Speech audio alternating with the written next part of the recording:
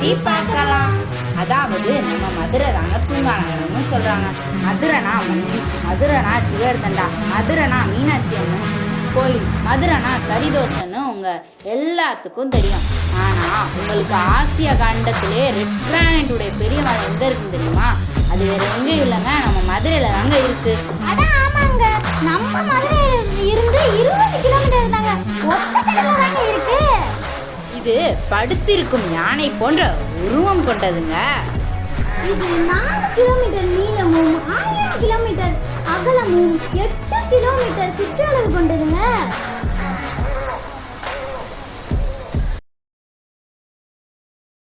ஆயிரத்தி 800 ஆண்டுகளுக்கு முன் சமண முனிவர்களின் வாழ்விடமும் இதாங்க.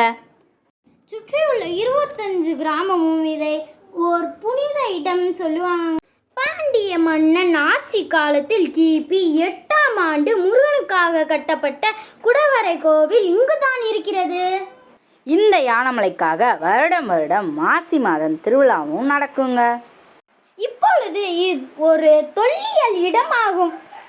இந்த வீடியோ உங்களுக்கு பிடிச்சிருந்துச்சுன்னா லைக் பண்ணுங்க, ஷேர் பண்ணுங்க. இது போன்ற வீடியோ உங்களுக்கு வேணும்னா சப்ஸ்கிரைப் பண்ணிக்கோங்க.